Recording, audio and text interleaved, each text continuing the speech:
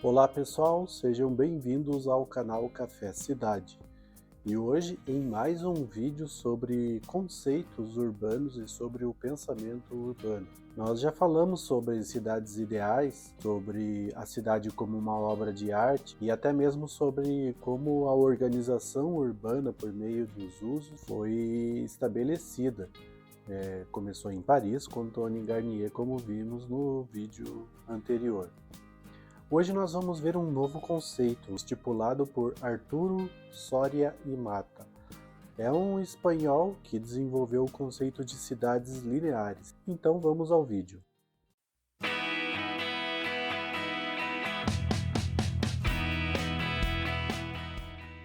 Arturo Soria y Mata nasce em 1844 em Madrid e foi um importante político, jornalista e urbanista de Madrid. Ele, ainda pequeno, estuda para acessar e ingressar na academia, né, na Faculdade de Engenharia Civil, mas por uma série de problemas, digamos até que políticos, ele acaba não ingressando, começa a tocar a sua vida com estudos avançados em matemática e acaba também se envolvendo bastante com a política, torna-se político. Ele milita pelo Partido Progressista. Em 1872 ele vota pela instauração da República na Espanha e com a queda da República em 1874 ele acaba se retirando da vida política. Ele desenvolve aí o primeiro a primeira estrada de ferro, na realidade, para Madrid em 1875. Depois ele começa a escrever para vários jornais e revistas, um deles o chamado El Progresso, e neste jornal, inclusive, é onde ele começa a elaborar e a publicar suas ideias sobre cidades lineares. Essas ideias são bem difundidas, ele esboça de uma maneira bem clara. Inclusive, essas publicações, a posteriori, lhe dão o título de jornalista pelo esclarecimento com que ele passava as suas ideias. E ele tem a oportunidade, então, de 1882 até 1892, ou seja, uma década, de desenvolver o projeto da sua cidade linear. Ele não tinha naquele momento, não teve aí ao longo da vida o título nem de engenheiro civil ou mesmo de arquiteto ou urbanista.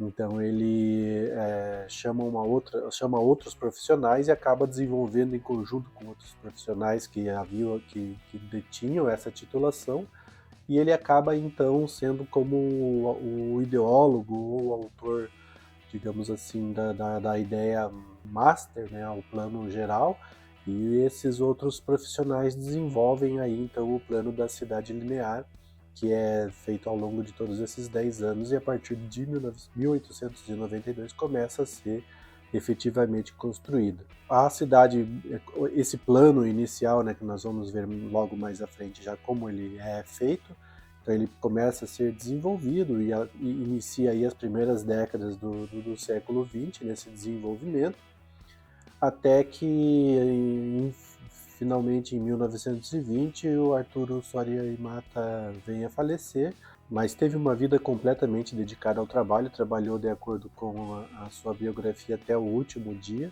então foi sempre muito ativo, inclusive na empresa que fundou, que foi a Companhia Madrilenha de Urbanização, foi inclusive a responsável pela execução da cidade linear, né, como um bairro de Madrid, também, né, como reforço que já logo mais veremos. E ele acaba vindo a falecer em 1920 e ainda vê boa parte do seu projeto, né, a parte que foi executada ele consegue acompanhar bastante ainda em vida, e o projeto ainda continua sendo executado até 1932, como nós veremos agora, como foi, né, as ideias iniciais, né, como teoria da cidade linear, e depois também a sua aplicação na cidade de Madrid. Então vamos lá.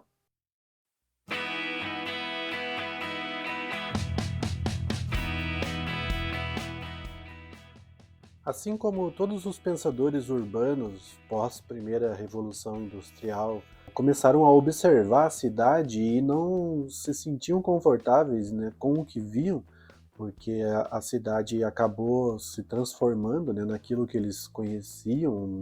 Nessa altura já de Soria e Mota, ele já nasce nesse contexto. Mas a humanidade toda tinha aí toda a história antes da Revolução Industrial como uma referência de cidade e acaba se enxergando ali num contexto em que tudo estava transformado para pior. E todos eles se inconformam com essa situação, né? A gente já ouviu o próprio início das grandes críticas feitas lá por Karl Marx, com base na cidade de Berlim e depois na cidade de Paris, quando ele se transfere para Paris. Mesmo também o Camilo Sitti, como a gente viu no vídeo sobre a cidade como uma obra de arte, que ele observa Viena, ele tem também uma referência de outras cidades europeias. Nós também vimos que Charles Fourier faz uma crítica grande ao que ele via da cidade industrial, como Paris estava reagindo a todo esse processo de industrialização, e ele acaba querendo se desgrudar, se descolar um pouco dessa realidade e criar ali uma mini cidade, um bairrozinho, né, todo edificado e todo pensado nos seus ideais de liberdade, igualdade, os ideais iluministas, né? E também vimos como Tony Garnier tenta colocar ordem nas coisas, fazendo ali um zoneamento, primeiro a propostas de zoneamento urbano, deixando cada coisa nos seus devidos lugares, isso tendo como base a cidade de Lyon, que é onde ele se desenvolveu. E então a gente tem Arturo Soria e Mata, que ele começa a identificar quase que as mesmas coisas em Madrid.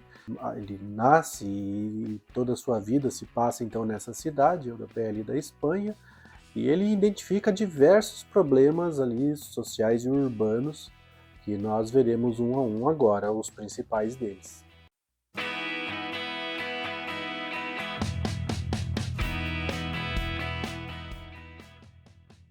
A má condição de moradia para a classe trabalhadora, consequência do contínuo crescimento produzido pelo êxodo rural.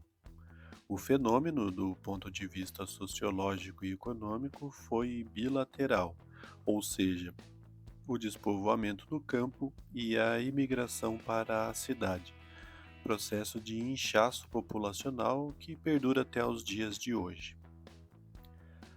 A tentativa da resolução do problema anterior era um novo problema urbano, identificado por Soria e Mata, pois a criação de bairros específicos para trabalhadores, de casas baratas em locais necessários, era debatido em fóruns de arquitetos e políticos. Assim como vemos atualmente em grandes centros urbanos, também naquela época os imigrantes estavam localizados em subúrbios cada vez mais distantes do centro e de seus empregos, em bairros caóticos ou favelas. Tudo isso é interpretado e concebido por Arturo Soria como fruto da falta de planejamento, de modo que o desenvolvimento populacional ocorria sem urbanização ou infraestrutura. Desta maneira, Arturo não aceita que a habitação de novas famílias trabalhadoras oriundas do campo se estabeleça em porões e sótãos ou em bairros externos para trabalhadores, pois isso não resolveria o problema da cidade. Consequentemente, o problema da renda é evidente, visto que o processo de construção sem ordenamento prévio avançava com voracidade, estimulando e inflacionando o mercado por meio da especulação imobiliária, e isso deveria ser parado até que o plano fosse desenvolvido e estabelecido. Um dos principais problemas identificados foi a falta de condições higiênicas e uma elevada taxa de mortalidade por este motivo. Tal problema ficou cada vez mais gritante, de forma que a engenharia sanitária ganhou reconhecimento e atividade ao longo do século XX, a ponto de, na década de 1960, ser criado um cargo de engenharia sanitária na Royal National Academy of Medicine da Espanha. Do ponto de vista sociopolítico, a ruptura social inerente ao fato de pobres e ricos viverem separados era fonte de ódio, confronto, infortúnio, doença e morte. E do ponto de vista econômico, O problema da especulação associada a obras de reforma habitacional expandia a cidade sem ordenamento.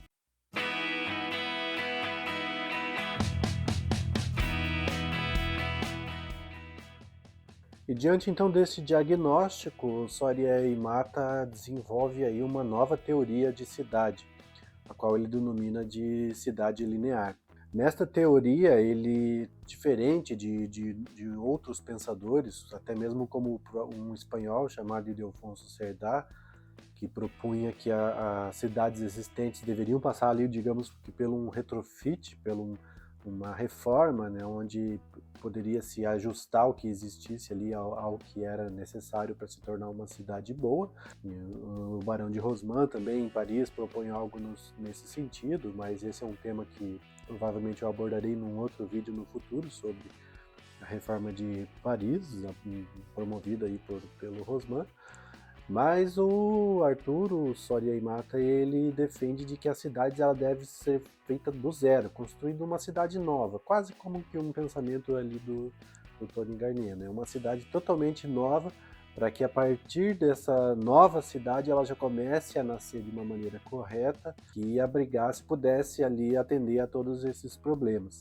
Então seria uma nova cidade, com uma nova concepção, um novo pensamento, baseado nos seguintes aspectos. Aspectos da teoria da cidade linear. A elaboração de uma teoria geral da cidade linear feita por Arturo Soria levou em conta os seguintes aspectos. Aspecto fundamental: a substituição do processo de construção e reformas, onde e como for, pelo planejamento prévio, que hoje chamamos de urbanismo. Aspectos sociais sanitários: cuidar da higiene cidadã, fundamento de qualidade de vida e expectativa de vida. Aspectos morfológicos urbanos. 1. O projeto deve ser gerado com formas regulares de ruas e casas. 2. O planejamento deve ser concebido em termos de meio de comunicação rápidos. 3. A ideia central é de propor uma cidade que se desenvolva ao longo de uma faixa de 50 metros de largura, em linha. Esta faixa funcionaria como artéria principal da cidade e ao longo dela seriam distribuídos áreas arborizadas, margeadas por duas faixas de terrenos urbanos. O eixo central seria percorrido por sistema de transporte férreo. 4. A faixa de terrenos adjacentes deveria ser recortada por uma malha de ruas, com ruas transversais de 200 metros de comprimento e 20 metros de largura. Estas ruas seriam margeadas por outra faixa destinada a uso habitacional, onde o lote mínimo teria 400 metros quadrados, e as edificações só poderiam ocupar 1/5 da área total, 80 metros quadrados. Fora a edificação, a metragem restante do terreno deveria ser ocupada por jardins e horta, e esta área estaria localizada no fundo do terreno. As residências deveriam ser unifamiliares. Neste quadro de contraste entre os problemas urbanos que identificou e a teoria geral da cidade linear, Soria oferece como parâmetro orientador para uma concepção de nova cidade em linha reta, que apresentaria as seguintes características: focada nas infraestruturas viárias, redes de avenidas e ruas, e para todo tipo de serviços, água, gás, rede elétrica, rede de comunicações. Facilitar as comunicações por via férrea, garantindo a rápida circulação de pessoas e mercadorias. O traçado da cidade deveria basear-se nos novos meios de locomoção que possibilitariam oferecer paradas em diferentes lugares. Esta concepção de uma cidade em linha reta, de comprimento teoricamente ilimitado, resulta numa única rua principal de grande largura, na qual, para além da infraestrutura viária, Uma ou mais valas para todos os serviços, tais como redes de distribuição de água, gás, eletricidade e vapor para aquecimento dos edifícios, telégrafos e telefone. Na Avenida Central haveria passarelas, jardins, fontes, estátuas e pequenas construções para diversos serviços municipais. Os objetivos de Mata, com estes fatores fundamentais, era alcançar a expansão ordenada da cidade à medida que a população crescia, alongando a construção ao longo da linha reta e aumentando o segmento residencial em ambas as extremidades. Eles também podem ser estendidos paralelamente ao eixo principal. Alcançar um certo nivelamento social e, consequentemente, integração cidadã, devido aos diferentes preços da habitação em função da proximidade ou distância do eixo da cidade. Os lotes diminuiriam de tamanho e preço quanto mais distantes estivessem das pistas da avenida principal. À luz da época, as habitações foram concebidas de tal forma que cada família tinha uma casa, um pomar e um jardim. Assim todos eles estariam próximos, mas não misturados ou sobrepostos, como era no caso das habitações em porão ou sótão. Neste modelo de cidade, todas as classes sociais teriam um lugar. Mas tudo estava sujeito à realização de duas necessidades básicas. A primeira era a provisão de terra financeiramente acessível e a segunda, a transporte rápido e barato.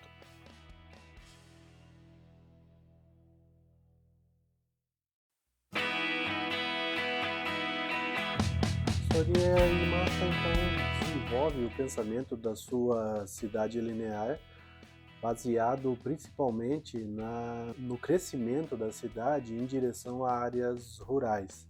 Então ele tinha um pensamento que seria mais ou menos assim, a de ruralização de áreas urbanas e a urbanização de áreas rurais. Então este era o foco ali do seu pensamento. E tendo então a oportunidade de desenvolver um projeto, pôr em prática as teorias do projeto da cidade linear para Madrid, para um projeto real, ele começa a desenvolver essa tese, esse projeto já de fato, com a tese de que deveria ser uma cidade nova. Então ele começa a chamar de Nova Madrid, né? A cidade linear, ou seja, a Nova Madrid, que seria a cidade feita totalmente do zero diante dos seus pressupostos. Ele então pensa em um grande anel, um anel que deveria se desenvolver ao longo de um sistema ferroviário de transporte, para que as pessoas pudessem se locomover de uma maneira rápida ao longo, né, no perímetro de todo esse anel, aos moldes do que hoje é em Madrid a M30 e a M40, que são dois anéis viários urbanos ali da cidade. Outro tema interessante também é a intervenção desse M30, né, da Cali 30. Futuramente, com certeza, também farei um vídeo sobre essa intervenção urbana, que é uma intervenção já bem mais recente, né? É importante ver como essa intervenção aconteceu em Madrid. Mas retornando então ao período em que Soria Imata começa a desenvolver este projeto, ele então pensa nesses moldes de um anel viário em volta de todo o centro da cidade ali, né, o distrito central, que era chamado Madrid de fato, né, a cidade urbanizada de Madrid naquele momento era a região mais central e o distrito do Retiro, né, o bairro do Retiro. E ele pensa justamente isso, esse anel passando nos bairros, nos distritos em volta, e uma estação de metrô que ficasse bem ali no Solar del Prado, que fica na divisa entre o distrito do Retiro e o distrito central de Madrid. Então ali tem uma espécie de, como se fosse, pelo que a gente conhece aqui, né, um jardim botânico ali com um palácio de cristal. Então ali teria uma estação que fazia essa ligação de Madrid com esse anel viário do perímetro. Ele tinha uma crítica grande sobre esses sistemas de como as cidades estavam implantadas, que eram, né, originárias das cidades medievais, o sistema radiocêntrico, né, onde a mancha urbana ia se desenvolvendo desse ponto central para as extremidades. Então, a proposta dele de cidade linear era totalmente ao contrário. Mas no caso de Madrid, ele propõe esse anel viário bem distante, nos bairros, nos distritos distantes de Madrid, para que por meio deste anel viário se desenvolvesse então ali a sua cidade linear. E para que também essa cidade linear, que seria a Nova Madrid, tivesse comunicação com a cidade central, então ele propõe esse metrô, que seria o primeiro metrô ali saindo então desse ponto que eu comentei com vocês, ali em Salão del Prado, até uma estação que ficasse no anel, né, nesse novo projeto ali. Então ele desenvolve esse pensamento, essa conexão entre o ponto central até a cidade periférica, que seria, né, a cidade linear. Ela seria subterrânea, né, um metrô subterrâneo, já com duas vias, dois trilhos, né, um para ir, um para voltar, no sistema parecido com o sistema que a gente tem hoje de metrôs convencionais. Então faria essa ligação.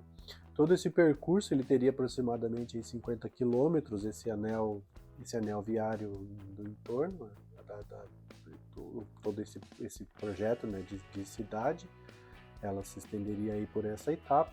Então, a partir de 1882, ele começa a desenvolver esse projeto, tem autorização do Estado para começar a desenvolver esse projeto, fica por 10 anos, como eu comentei anteriormente, nesse desenvolvimento, e era um projeto que ele acaba realizando ali o seu sonho, porque nesse momento histórico, a densidade urbana atual era ali no bairro central, mas toda a problemática de congestionamento e os problemas urbanos que ele identificou, como vimos atrás, ele identifica ali nessa parte central.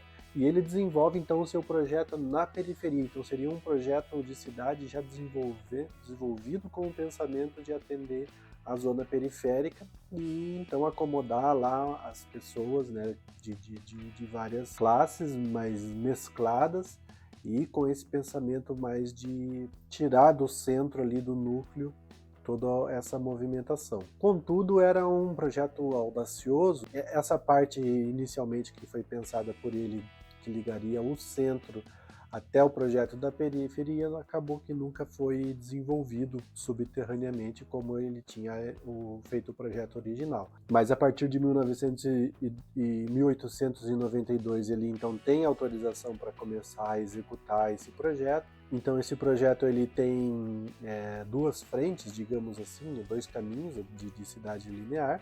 Um iniciando do norte, então ele desce pelo leste da cidade de Madrid, até um pouco mais a sudeste, seria todo um trecho de cidade linear com várias estações, e uma delas ligaria no projeto original ao centro da cidade, e um outro pegando desse ponto ali mais a sudeste, fazendo o contorno pelo sul e chegando até o noroeste da cidade de Madrid, né, do que a gente conhece hoje como Madrid, nos distritos mais a noroeste, então fechando quase que esse anel viário em torno ali dos bairros mais centrais, né, um pouco afastados. Eu vou deixar algumas imagens ilustrativas do projeto enquanto vai se desenvolvendo essa fala, para que vocês tenham essa percepção. Então ele começa a desenvolver esse projeto nesse sistema, e a gente vai ver agora como é detalhado essa cidade linear, né, ao longo dessa via. Então tem todo um detalhamento bem refinado que nós veremos agora. O funcionamento da nova cidade. Paralelo à ferrovia funcionariam vias para a rodagem de carroças, charretes e etc., pista ou calçada para caminhadas, e tubulações subterrâneas para vapor de aquecimento, iluminação elétrica, comunicação telefônica e saneamento. A malha viária foi concebida com quadras de cerca de 300 metros na frente da via principal e cerca de 200 metros nas transversais. A via transversal teria uma largura de 15 metros para oferecer uma morfologia simples e uniforme. Os lotes foram divididos em parcelas maiores que 20 metros de cada lado. Havia vários tipos de lotes, dependendo do destino de uso, quer seja habitação, equipamentos públicos ou de serviços. No início de 1894, Soria e Mata editou a publicação A Cidade Linear, Antecedentes e vários dados sobre a sua construção. Este era o título de uma brochura na qual apresenta as opiniões que o seu projeto tinha recebido. E em 3 de março deste ano, ele criou a Companhia Madrilenha de Urbanização, a CMU, uma sociedade anônima da qual Arthur Soria é o diretor, com um total de 5.000 ações. A CMU foi financiada por meio de emissões de debêntures. Entre as ideias que o diretor ofereceria, colocando-as em prática, destacariam-se as de transparência e publicidade, para que oferecesse aos acionistas, com absoluta liberdade, os livros e a documentação anexa, publicando os saldos nas revistas mensais. O projeto do primeiro bairro, assinado pelo arquiteto Vicente Musas, detalhou a topografia desse trecho de cerca de 520 metros, apenas uma pequena parte do anel de 50 quilômetros. Em 1898, o quarteirão originalmente concebido, com 300 por 200 metros quadrados, foi subdividido em 3 blocos desiguais, introduzindo 2 novas ruas de 20 metros de largura, perpendiculares à avenida principal. A profundidade e a seção transversal permaneceram firmes em 200 metros, e atrás delas, paralelamente à principal, foi concebida uma rua de 10 metros. Assim, os novos blocos seriam 100 metros paralelos à principal e 200 metros transversais, orçados definitivamente. Foram oferecidos lotes de 3 tamanhos, 400, 800 e 1.200 metros quadrados, com possibilidade de adesão e sem tributação de uso, quer seja para habitação, indústria e comércio. Nesta nova concepção, a alocação de classes sociais acenava para que as classes altas se acomodassem na rua principal, as classes médias nas ruas transversais e as classes mais baixas nas ruas posteriores, paralelas à rua principal.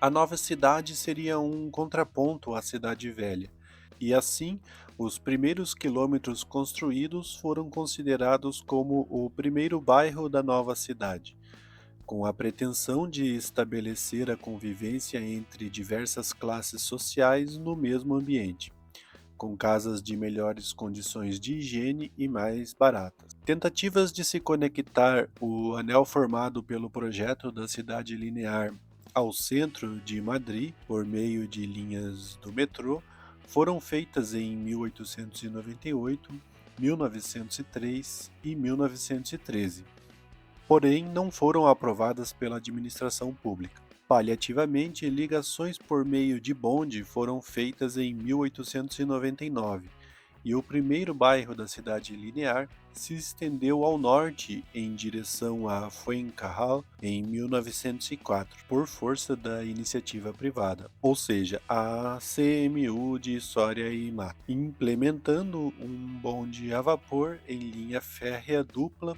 ao centro. O progresso da cidade linear foi notório nos próximos anos, sendo que em 1905 foi construído uma praça de touros, usada como circo, um centro de diversões com conferências e eventos culturais da Universidade Popular, um ginásio e um café-restaurante usado como teatro de verão. Em 1910, um velódromo para 20.000 espectadores que serviria tanto para shows quanto para competições esportivas.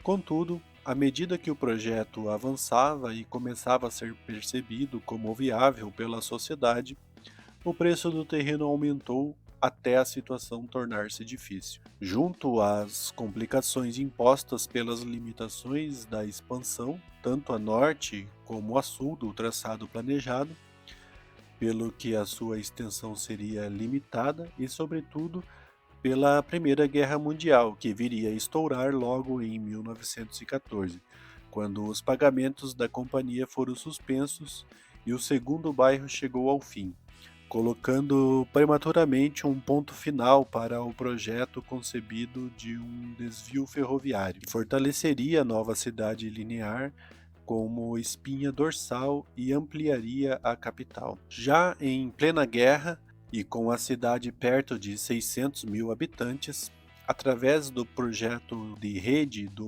metrô dos engenheiros Miguel Otomendi, Carlos Mendonça e Antônio Gonçalves Echarte, inicialmente concebidos com 4 linhas, que hoje constituem os trechos originais das linhas 1 a 4 e um total de 154 quilômetros. As obras começariam em 23 de abril de 1917 e o arquiteto Antônio Palácios projetaria inúmeras estações e entradas. Em 17 de outubro de 1919, Afonso VIII inaugurou a primeira linha entre Puerta del Sol e Quatro Caminhos. A cidade linear foi considerada um plano de sucesso e teve sua continuidade por muitos anos após a morte do seu criador, perdurando até 1932, quando encerrou suas obras. Os ideais de Soria e Mata foram a base para que hoje existe na cidade, conhecidas como a M30 e a M40, ou popularmente chamada de Calle 30. Arturo Soria e Mata também atuou como escritor em revistas, jornais e folhetos, o que fez com que seja considerado também jornalista, condição que une ao de empresário, construtor, publicitário e até inventor e filósofo, mas essencialmente um homem de ação e um urbanista.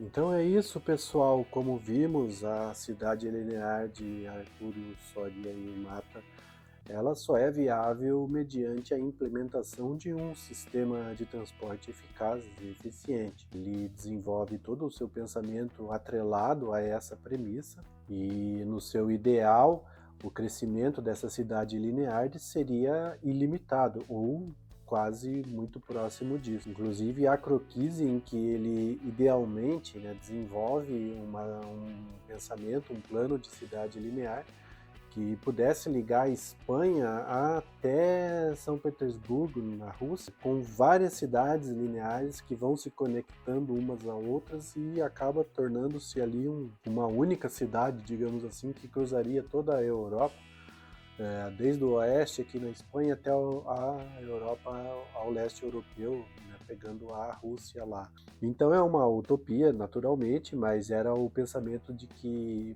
ele tinha de que com essa estratégia de cidade linear isso seria possível. E toda essa concepção, ela tem como base principalmente combater os congestionamentos nos centros urbanos, lembrando que eram cidades medievais que se expandiram com a Revolução Industrial. Então eram aquelas cidades radiocêntricas que iam crescendo, foram crescendo ali em torno de castelos, ali dos senhores feudais, e depois acabou virando os burgos, a burguesia tomou conta e foram se criando os mercados, os europeus, enfim. Eu já falei também num vídeo como esses primeiros núcleos foram se formando. Então eram cidades históricas ali que tinham esse problema de congestionamento, o preço da terra também era altíssimo, então isso entrava em confronto com o êxodo rural, as pessoas que chegavam na cidade não tinham como adquirir.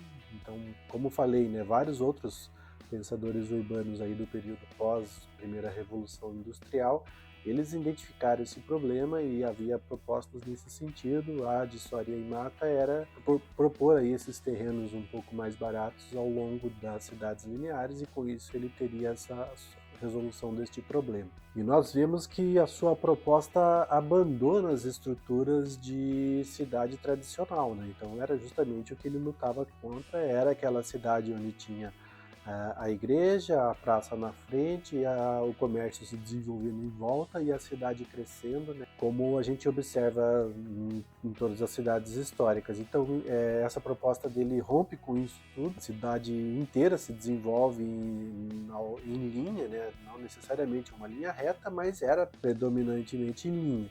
Então, toda a locomoção ocorria nisso, isso o que acontece? Acaba que extingue o espaço público urbano, né? Nós não temos mais a configuração da praça, não é mais aquilo que nós humanos identificamos como ponto de encontro, né, urbano, que é tão salutar. Por aí a gente começa já a desenvolver uma certa crítica a essa estratégia. Pois embora a sua proposta do transporte público eficiente ser super importante, inclusive eu acho que isso é um dos grandes legados do Soria Imata, juntamente com a oferta de habitação, digamos, mais acessíveis a classes mais baixas para que possa habitar e usufruir do espaço público urbano.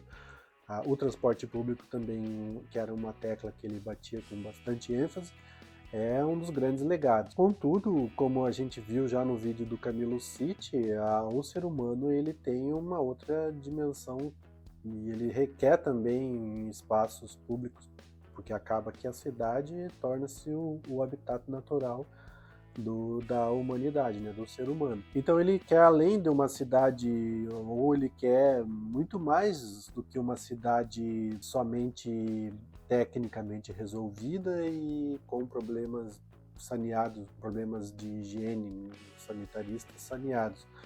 A cidade ela tem que, como Camilo City defende, ela tem que ter o aspecto da beleza, o aspecto estético e o aspecto social, né, agregador, poder proporcionar ali à população aquilo que, né, é entendido como a sala urbana, né, um local onde as pessoas se encontram, vão para esses espaços públicos para se encontrar, para acabar se distraindo e ali exercer a sua cidadania também, né?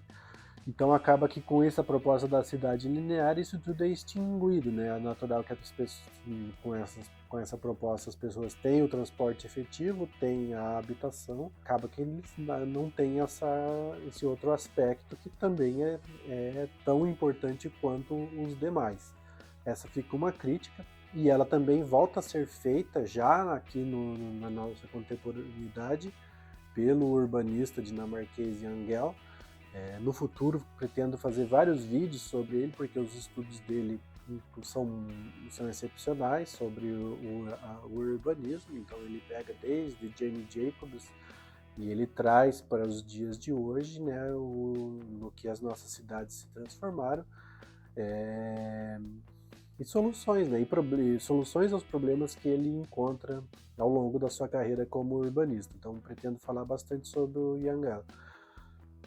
E então esse é o resumo da cidade linear. Eu espero que vocês tenham gostado deste vídeo, de saber sobre mais esse pensador, né? Se vocês já conheciam, de repente alguém que já tenha o contato com essas ideias e pensadores urbanos, deixa aí o seu comentário. Se você não conhecia também, comente se você gostou, ou você já sabe também gostaria de acrescentar mais alguma coisa. Colabore com o conhecimento para que a gente possa sempre incrementar o nosso conhecimento, né, e não reduzi-lo.